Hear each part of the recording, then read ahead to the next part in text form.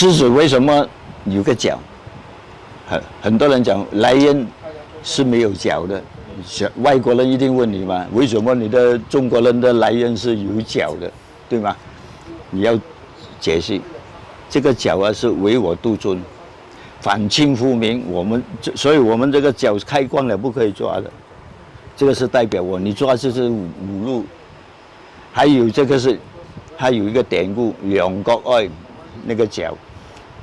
杨国哀是洪门会里面的，有分3个，忠义、仁义、合义。忠义呢，忠义香是代表杨国哀同埋左白头，所以我们开光的时候，左边是放珀叶，杨国哀是放杨柳叶，这个角就是代表杨国哀，它是仁义香仁义，忠义香是代表刘备、关公、张飞3个结拜的，合义香呢就后面的是梁山伯108个好汉就替天行道，它有一个典故里面，所以我们这个角开光啊，全部有意思的。还有这个角有角的东西就是神兽，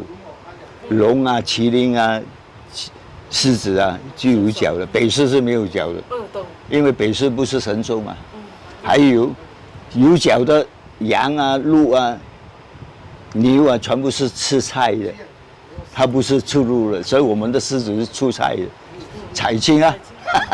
就这样的。所以我们要有这个狮子要了解，不然的话，好像人家问了，喂，真正狮子哪里有角？你们的狮子有角，骗人的，然后你就讲那个故事给他听。所以我们这个狮子是根据洪门会的历史来的，以前讲。这个是黑社会，但是它是